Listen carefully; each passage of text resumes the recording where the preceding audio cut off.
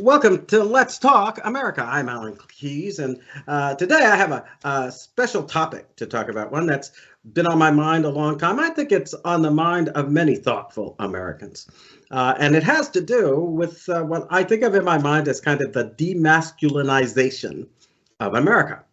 Now, of course, we experience an aspect of this now in all of this promotion of transgenderism and all kinds of other fantasies that people can entertain about who they are and so forth and so on. And I, of course, think of it in the context of the ground that the United States stands on, which is ground that sees human beings in the context of the laws of nature and of nature's God. It appears that everybody I look at, especially on the left, especially in the Democrat Party and so forth and so on, they seem quietly to be leading this nation down a road that throws out the notion of the laws of nature, throws out the notion of the laws of God, acts as if we create ourselves. And right now in this era, we're reinventing ourselves. And I've got to tell you, one of the features that most disturbs me about that is that it includes reinventing the human race in such a way as to essentially demasculinize it, so that distinction between men and women is erased. And that's obvious, I think, in this whole movement of the transgender movement and women becoming men and men becoming women. But it's most obvious in that very latter point, which is that the athletes and so forth and so on, who seem to be getting a lot of attention from the mainstream media, are men pretending to be women who then go and beat women. Now, last time I looked, if you encourage men to act as if the greatest challenge they face is beating up on women, you're going to get a lot of very nasty things in terms of the relationship with women. But you're also, in the contrast of what we really face, going to be facing, I think, a very serious danger in the world. Why? Because our greatest adversaries, and the greatest one I have in mind right now is China, guess what he's been emphasizing? He's been emphasizing the difference between male and female, and particularly encouraging men to be men, so that difference is pronounced. And one of the things he actually did within his military was have a masculinization campaign to make sure that his troops would understand the concept of manliness. Well, I go through all of that because my guest today is somebody I think to especially talk to about this very thing, because he has made it part of the mission of his life to address it in a very concrete way that targets individual males, but also he has a background as a baseball player and so forth, as an entrepreneur. He's somebody who really seems to understand that, in a way, that distinction between male and female, made by God in the end, not by us, is a distinction that we have to try to understand fully if we are to maintain the existence, much less the success, of the United States of America. Jeremy, welcome to the show. Dr. Keyes, thanks for having me on. It's a pleasure and an honor to be here. Thank you. Well, it's a pleasure and honor for me to have you, and especially in light of what I think is the wonderful, fascinating ups and downs story of your life that I think exemplifies what I believe to be the real root of American masculinity. And it's not one that people recognize much unless they go back into our history. They will realize that without the reverence for God and the courage that comes from the challenge that was right there in our Declaration, when they talk about the laws of nature and of nature's God and being endowed with certain rights by God, rights being what? Being obligations to God to do right things in the right way. A lot of people don't realize that. They think it's all freedoms to do what you want and all of this. That's not what the Declaration says. Right. And what was, I think, absolutely indispensable in the building of America was that as they met the challenge of moving out across the North American continent, facing all kinds of unknowns and dangers and so forth and so on, you had men and women both who were willing to face the rigors. And a lot of that in the beginning with the trappers and people like this fell especially on males, and reminds us that this country could not have been built, sustained, defended, or risen, and it would not have risen to prominence, but for the courageous activities of the males in our society, of every background and race and stripe and creed, having to confront these challenges, which are sometimes quite ominous, aggravated by man's inhumanity to man, but people were always there willing to face it. Do you think, as you look at America today, that we can rely on that kind of masculine courage and intrepidity to sustain us today and into the future, or what's happening? Locally, yes. If you've got a good group of men that are willing to be courageous, and you were talking about the settlers, and there was a necessity there. If they weren't courageous, if they weren't well prepared, then their family was going to die. So they had to be. We're in a very comfortable place. So I say locally, yes, in terms of you yourself as the man of your house. You can be that courageous man and lead your family well, even into dark times. As a nation, though, I would say it's much more complex. And I would say right now, no, we're not there. There's too many men who are either on the other side and don't want to have anything to do with courage, and they want to be emasculated. They want to be comfortable and just go with whatever the machine tells them to do.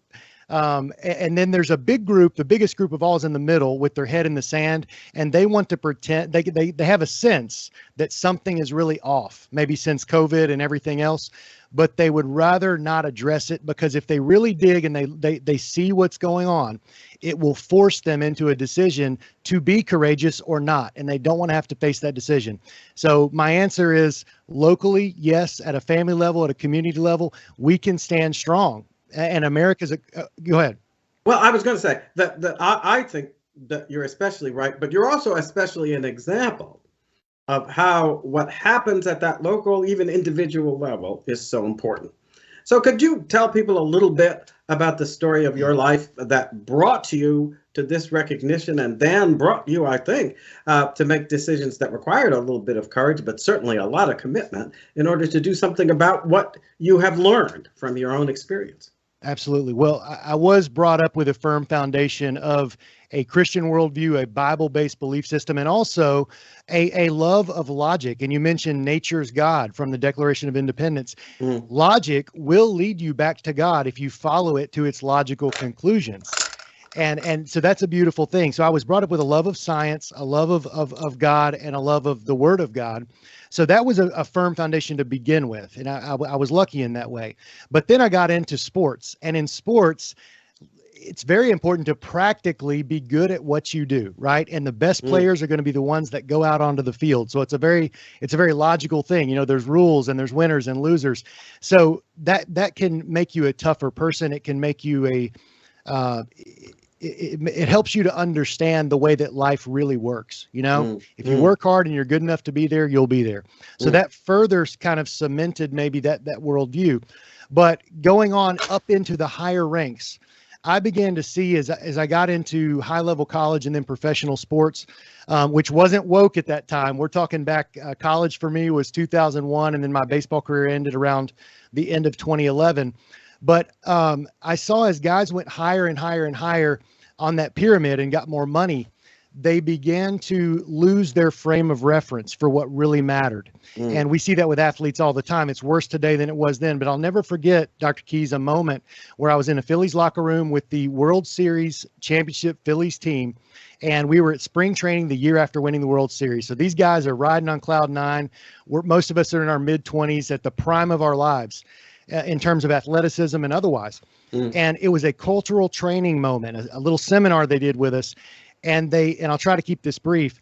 They said, listen, guys, we're going to do an illustration. So they had all the Phillies players stand in the middle of the locker room.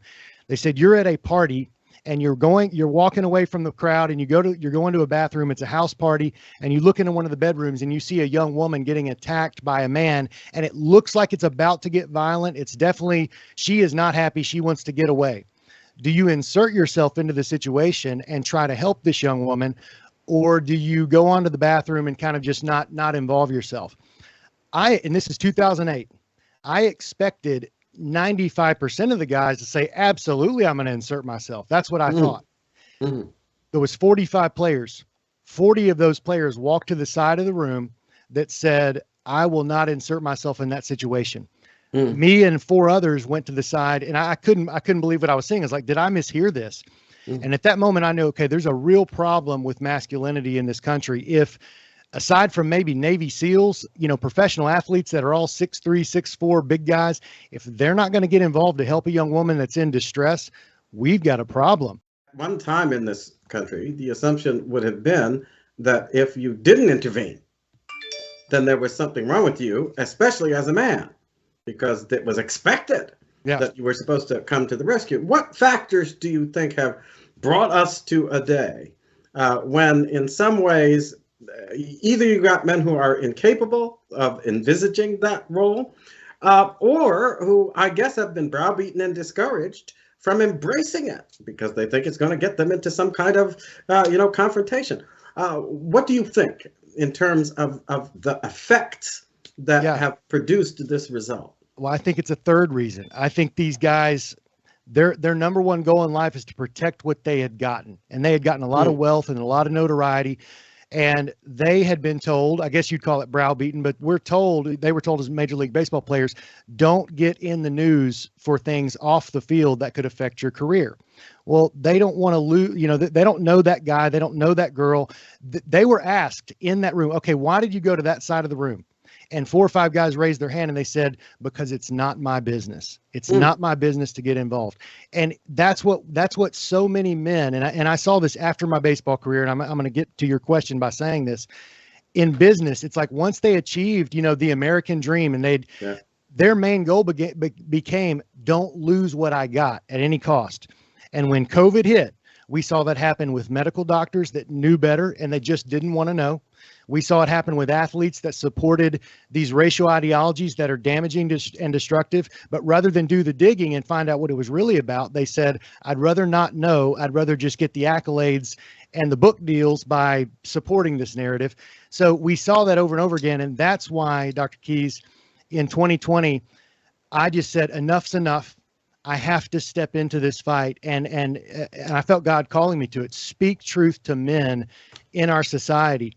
And that ended up leading me to developing a program called Warrior Mind, Body, and Soul, which is to help men, Christian men, regain their courage, and alongside a process of physical fitness, mental clarity, and spiritual grounding in community over a 70-day period. So it's kind of an experience where it's a competition and we have fun, but it's meant to get guys to raise their level to say, you know what, it is time for me to step up in this world and speak out. Well, as I have read into a little bit your story and your background, it seems to me that part of what you have ended up doing is a reflection of the fact that as you went through challenges, you found the wherewithal to meet those challenges more or less head on, even though some of them were pretty burdensome, including the fact that there you are, a Philadelphia baseball player, Philadelphia Phillies baseball player, and your career ends up with an injury, and you have to, I think it must be a tremendous challenge at first, having set your sights on something, really worked hard for it, to be kind of sidelined by that, and yet you faced it, you recovered from it. Can you tell the audience a little bit about how that has shaped and strengthened your ability to understand the challenges you're talking about? 100%. Yeah. Thanks for bringing that up. So when I mentioned I was in that locker room with all those big leaguers, I was called up from the minors to be invited to that major league spring training. So I actually had not received all the money and all that stuff that those guys had. But, as my career went on, that was an amazing spring training for me. But it ended, I hit a home run. I'm rounding the bases in that spring training, actually. And I lost all the feeling in one of my legs. And they had to take me off the field. And that was the beginning of the end of my career. Well, I ended up having to leave baseball not too long after, completely without much money and without that sense of identity that you get when you're 30 years old and you've played a game your whole life, so, and I didn't have any money in the bank. So there was a lot working against me at that moment. Now that's not an excuse, because I should have been a man of God that surrounded myself with strong people to help me regain my firm foundation. But I had dabbled in the waters of sexual sin as a minor leaguer for a long time with anonymity and with being dishonest about who I really was. I would come back home and I would speak at, say, FCA banquets and things like that because I knew the truth. But like a lot of us, I didn't want to be a hypocrite, but I'd allowed myself to get to go where sin always takes you. And that's further than you want to go and keeps you longer than you want to stay. And so I'd gone down that path. And then when the baseball career ends, it really got bad because I didn't make the right choices to get around good people. And pretty soon I began to isolate. And the only thing that I wanted to keep up as a shield was my career. If I can just trick people into believing I'm successful out here with my career, they won't know the rot that's happening on the inside. So honesty about what was really going on and help getting transparent with other men, with counselors, with Christian friends, with my family about the truth of the depth of addiction to both sexual novelty, alcohol, drugs, those things. God was able to save me from feeling the word, a lot of people lose everything. I didn't have to lose everything because I began to seek help early, but I had to get really truthful. And that does lead directly into what I'm doing because God said, Jeremy, you've always loved truth and culture and this country. The answer for this nation is the same thing that happened in your life. You have to clear the clutter, tell the truth. And if people can acknowledge that, and it's painful, that's the thing. It is hard to come clean. It is hard to admit who we are and what we've become. But once you do that, God shows you the way out, and it's through truth. So that led to me wanting to get involved in the culture and society at large. And then again, I saw a big problem with men, and I think that's where I'm gifted to speak. So I direct my energies toward helping men find the truth and find their courage. Now, when you reach that stage and you start going out to talk to and then try to engage other men in a way that will perhaps let you share some of the insights that you have, I would say, earned and learned through your experience. What reaction did you get, or what mix of reactions did you get, and how did you build on them? Sure. Well, I've got kind of a cool way to do it. So before I launched Warrior MBS, I also have an influencer platform called J Slay USA. So you can find me on Rumble. You can find me on Instagram. I put myself out there completely on that Instagram and on Rumble with interviews and with my own shows that talk about these issues. And that's a way that I find the people. So guys will reach out to me in private messages. They'll say, "Hey man, I really appreciate that you shared this. I want to know more about it." And I'll hit that person up and I'll say, "Hey, think about joining." I'll tell them more about what they want to know, but I'll say, think about joining this group of like-minded guys that are on a mission together to help, work on some of these issues in society. And so that's one way, but I also get a lot of hate. I mean, like we all do, if you're telling the truth. But in terms of face-to-face, a lot of times when I'm doing public speaking or, most of it would be through public speaking, the audience is usually pretty receptive, pretty warm, but I do get a lot of hate mail in terms of those private messages. And I don't know if this is an exact answer to your question, but the platform of J Slay is kind of the filtering process that helps find the guys that want to do something like this.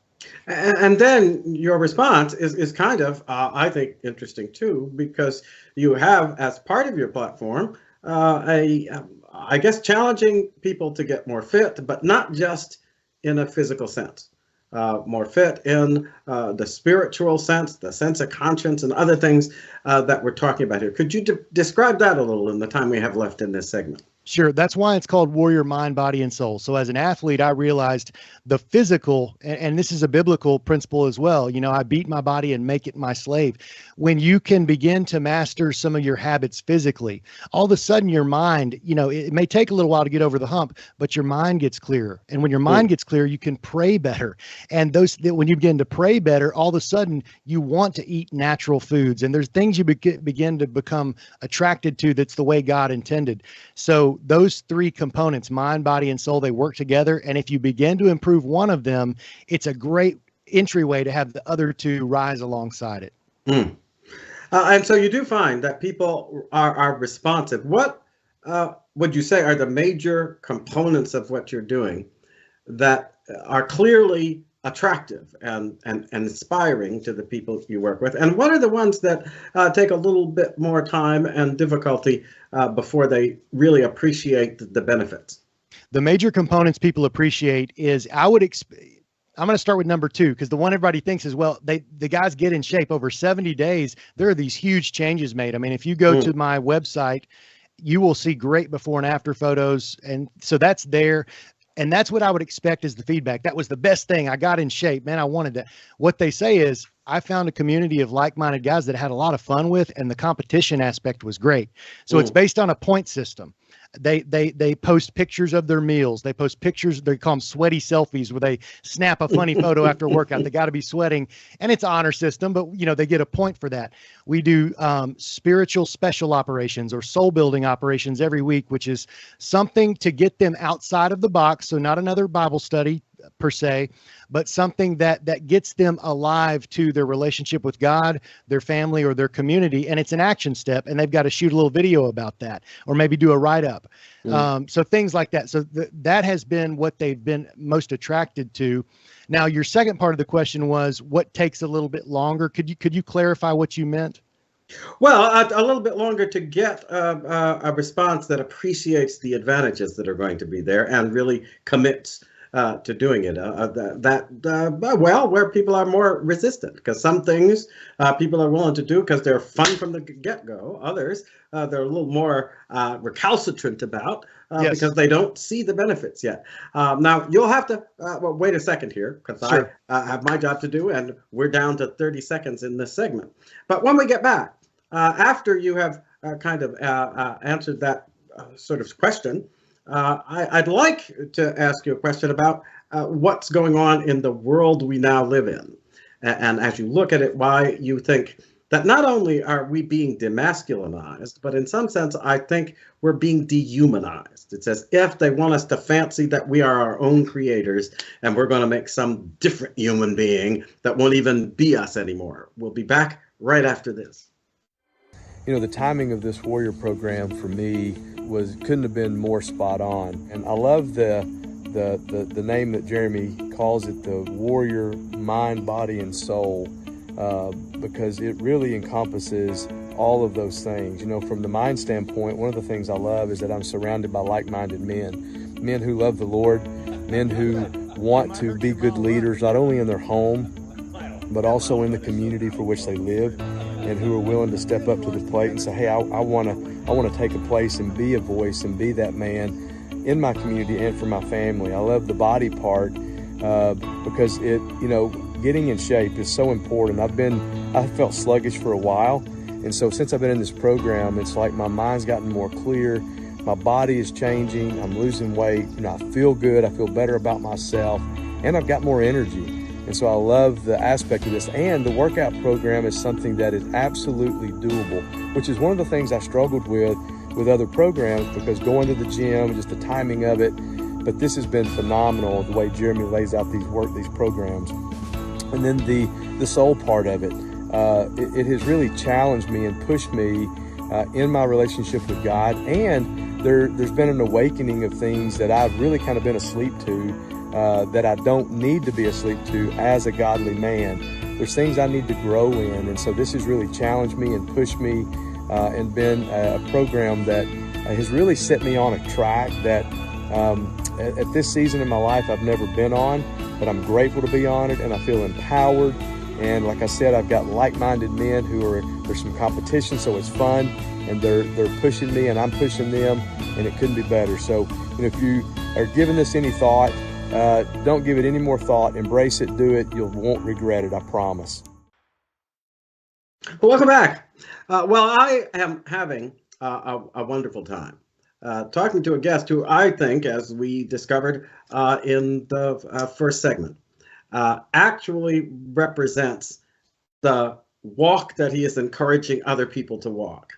It's a walk that I think is particularly illustrative of our own present situation, because it combines great success as the result of great commitment with challenges that then kind of challenge the character developed as a result of that success, and then with a conscious effort being made to transform oneself into somebody who's going to make a contribution to making sure that others can go through that, and on the other side come out as stronger people, more faithful to God, more faithful to the challenges that are really involved, and this particularly from a masculine point of view.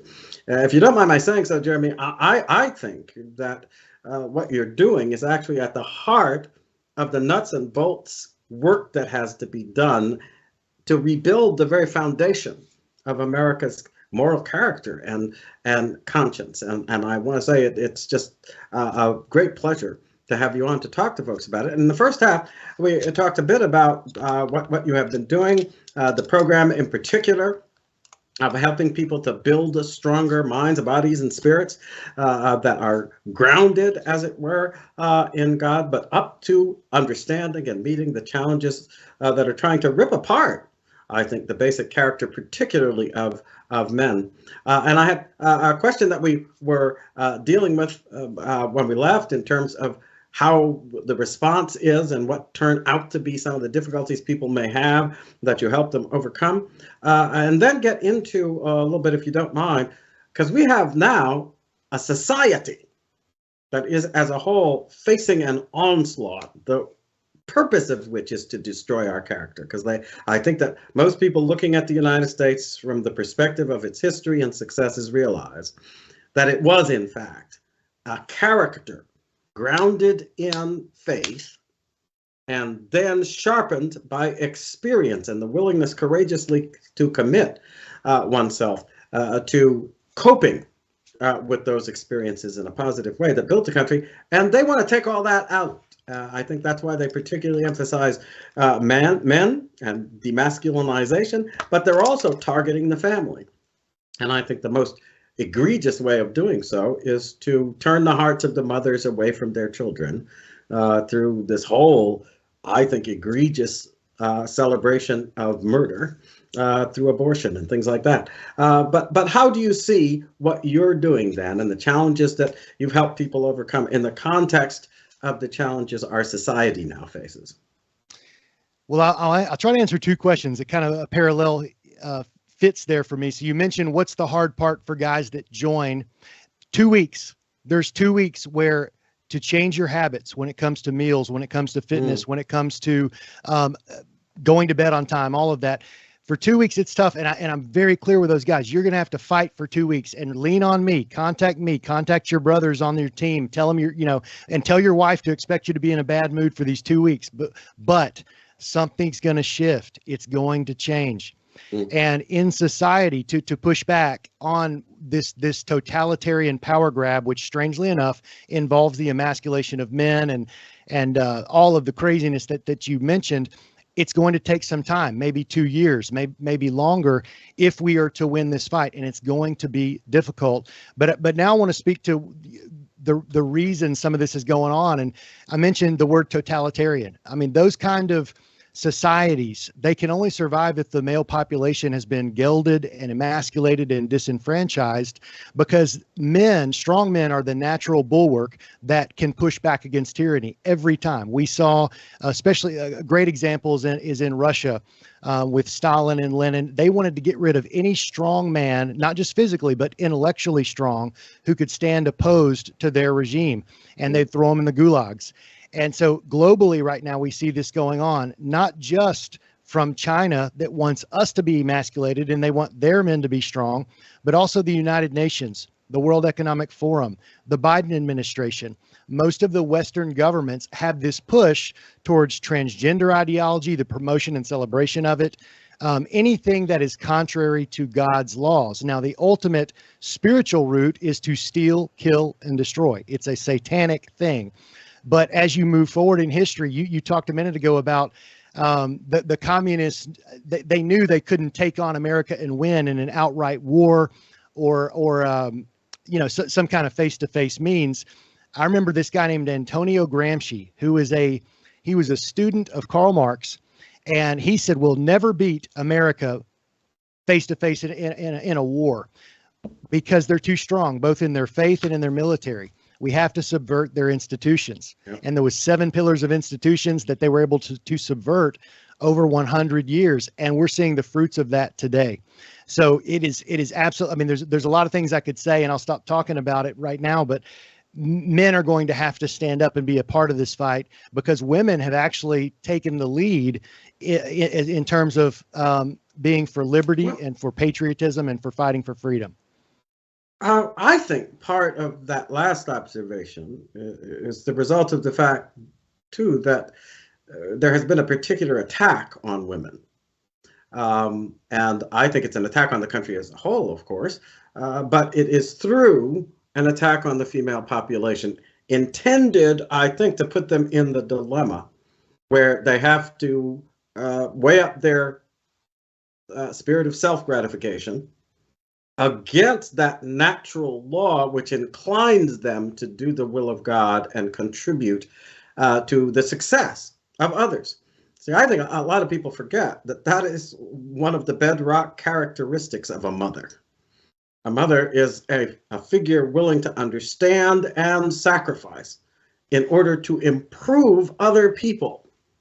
Children, right. Spouses, ultimately an impetus toward the improvement of the community. I think that's been particularly targeted, that abortion was one of the tools, promoting that abortion thing, because it's connected then with self-gratification.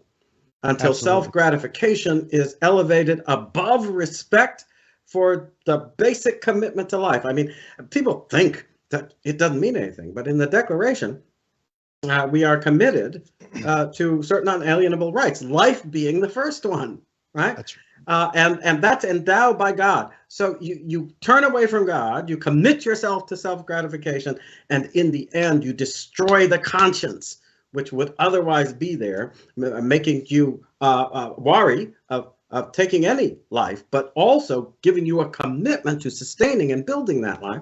And the people who did this most, I think, were women. Who dedicated themselves to that shaping of the human heart and conscience that is needed in order to fulfill that responsibility to God to respect human life. And then that became a ground to challenge men to do what? To defend that life. Think of it. For all these years since Roe, we men have been in a position where essentially that voice is no longer whispering in our ear, to get us to understand that our role is the defense of family, and family can't exist without respect for the parent's commitment to the child. They have utterly targeted and then torn down what was a groundwork for the courage and responsibility of both male and female. That's right. Does that make sense? 100%. There is no doubt that this is not only an attack on men and an attack on women. It's an attack on God's design in sexuality, the way that He intended. I'd like to read you a quote. Have you ever heard of the famous feminist from the 70s, Linda Gordon? Mm-hmm. Okay, so she was an academic and all this, but one of the leaders of the feminist movement. But occasionally, these people will betray their ideology. They'll betray outwardly what they're preaching to the masses that's more palatable, and they'll say out loud what they're really all about. And this is a quote from Linda Gordon. "The nuclear family must be destroyed, and people must find better ways of living together. Whatever its ultimate meaning, the breakup of families is an objectively revolutionary process. No woman should have to deny herself any opportunities because of her responsibility to children. Families will be finally destroyed only when a revolutionary social and economic organization permits people's needs for love and security to be met in ways that do not impose divisions of labor or any external roles at all." So it is a hatred, a pushback on God's original design. Now, she wouldn't probably say that out loud twice, but all you got to say it is one time. Well, see, and in saying it one time, you reveal, I think, the whole purpose of what has been going on. Because what has been going on is actually, I think, not just there in a material way with respect to humanity.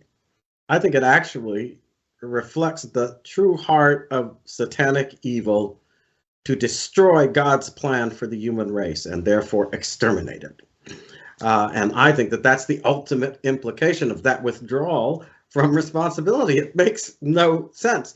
If you say that your goal is to destroy the commitment to responsible respect for human life, through your agency, that's what family has been about, then that means you're committing to something that implies there will be no respect for human life. And all the totalitarian ideologies seem to reflect the fulfillment of that promise, no respect for human life, because they have slaughtered people in unimaginable numbers, yes. Which now amount to, when you look at the whole of it, hundreds of millions, even billions of people. The difference in today's gulags versus then, or where they're taking us today versus, different times in the 20th century that you can point to, say that was evil. How did this ever happen? Well, the people in Russia or the people in Germany, the Jewish people, they wanted to get out. They knew this is bad. We got to find a way out of this. This is horrible. They found a way now to make it so comfortable to, get on a pill, give us your masculinity and we'll give you back your comfort. Don't stand up against the regime. There's a trading in of comfort for truth. And so people are mindlessly walking off the cliff rather than being. But Jeremy, why do people give in to the notion that I should feel more comfortable and safer because we are encouraging the murder of the most innocent, defenseless people? And most of us are not in a position to say that we're going to be able to stand up against the people who have superior power to us. Therefore, if we say it's okay to kill the defenseless people, aren't we including most of us ourselves? Because in relation to the power that others can amass, I think most people, most individuals are going to meet that superior power. If it has no compunction about slaughtering babies in the womb, why do people expect it to have compunction about slaughtering weaker individuals in the world? It does baffle the mind, but I think it comes down to that original temptation in the garden when Satan said, "You won't surely die, you will be like God." And I think that's the promise that we're being told right now is, you can be a part of our club and be like God. You don't have to make any decisions you don't want to make. Everything you say will go with our with our face goggles and the metaverse and all that. So I think you'd have to almost say your question again for me to dig into the specifics of it. But I think that we are believing things that are not true, basically. Well, see, I think that what you just said is exactly what is on offer right now. It is falsely luring people to believe that it is we who make ourselves, not God who made us.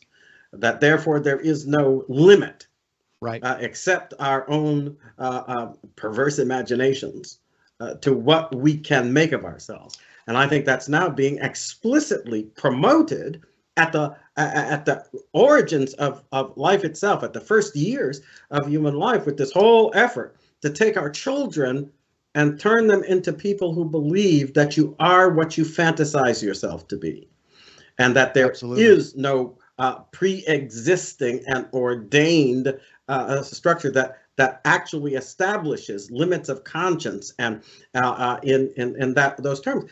But isn't that going to strike a death blow at anything that remotely resembles the morality that keeps us from simply believing that because we have the power to destroy others for our convenience, we therefore have the right? I mean, I think they're encouraging a world that's going to be in and of itself a nightmare.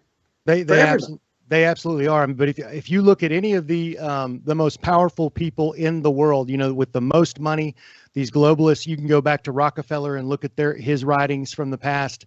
You can look at the World Economic Forum today. You can even get kind of conspiratorial and look at the Georgia Guidestones before they were destroyed. They all have a depopulation agenda, because these few elites at the top, they know, okay, we can't manage this many billion people.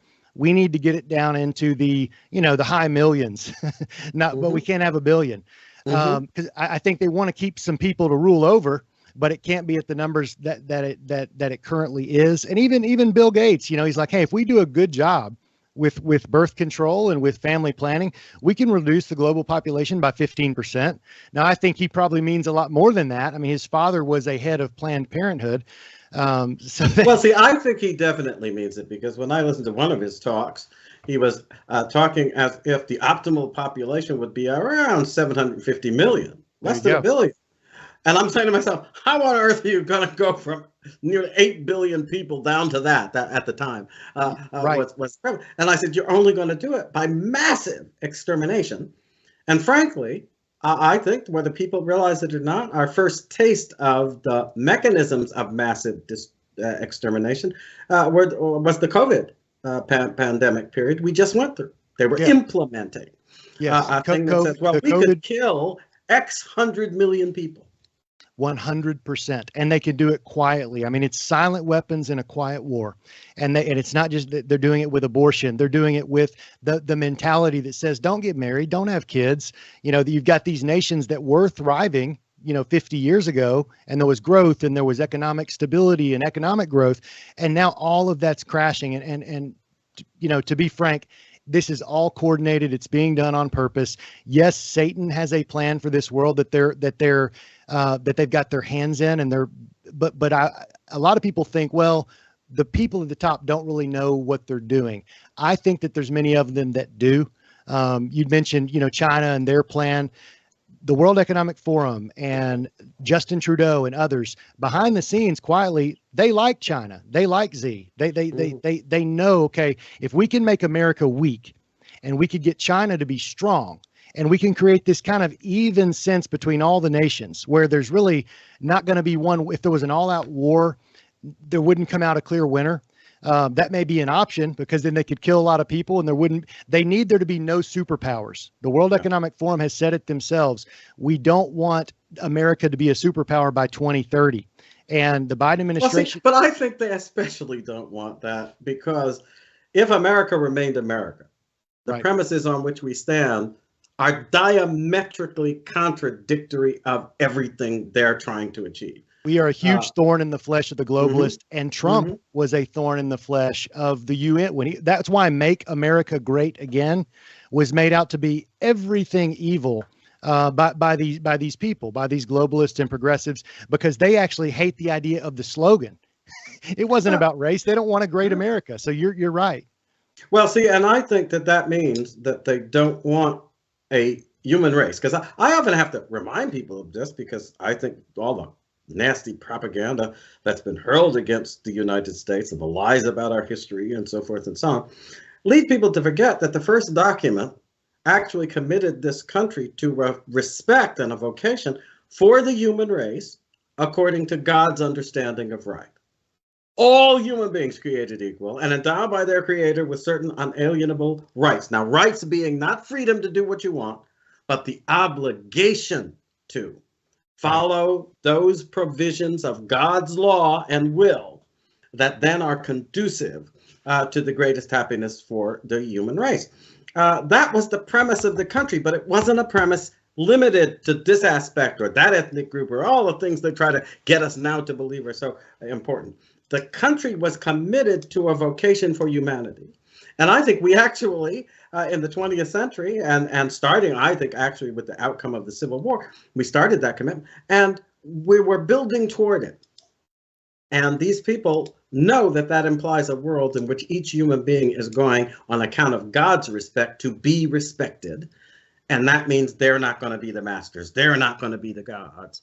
And they're trying everything they know how to destroy the very heart, soul, concept, and of course, the material success of the country that actually represents a commitment to that sort of future for humanity, which focused on God, respects the dignity of every individual. 100%. And, we can talk about all of the negatives and the evil and all of that pressing against us from all these sides.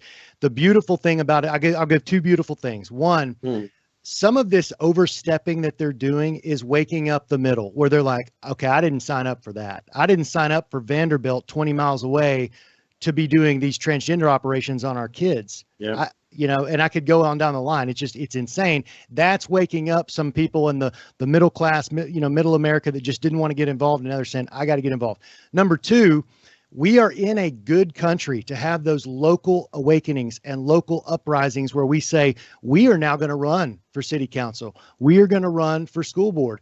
We're going to, because they can't cheat on every single level, like the federal level elections. I just don't know if there's a lot of hope there in the near future. I don't.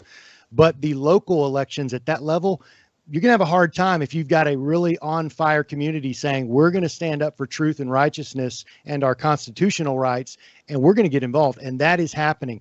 And that's what I encourage people to do, is make your circles. It's good to be aware of the big circle, what's going on in the world, the country, etc. But you can't do anything about that today or tomorrow. What you can do is handle your circle, your small circle, your family, your neighborhood, your community, and being a light in a dark place. And that, a city on a hill can't be hidden, and a lamp, cannot be hidden in a dark room. Yeah. So we have a chance in this country. Yeah. I think the combination that you're talking about, which is rooted in the rediscovery of our vocation of faith and our allegiance to God, and translated into something that starts where we're told to start anyway, right? Which is in our relations to each other and how we treat, loving one another as God loves us, and therefore following in the footsteps of Christ. But you get to that moment where you realize that what you've been doing in terms of the community, starting with the family of your own experience, is actually all you're called to do for others in the world. And you discover that you have built yourself, therefore, into someone who is capable of bearing that, shouldering that responsibility. And if you don't mind my saying so, I think that's essential to government of, by, and for the people, isn't it? Because the people as a whole now play the role of the emperor. That's what they want to get rid of. They want to be the emperors and God worship as gods and stuff. And whereas in America, the people are in that position so long as they honor God. And I want to say to you that it is your honoring of God and the vocation that you, I think, correctly perceive to challenge your life because of that. That made me so eager and happy to have you on the show. Happy that you've been here. Hope you'll come again when possible so we can refresh this discussion. And I hope all of you out there will ponder what we've been talking about. Will come refresh yourself from time to time in it, because I think it's the key to saving America. We save it one soul, starting with our own, at a time, but that builds into saving our nation. Ponder that.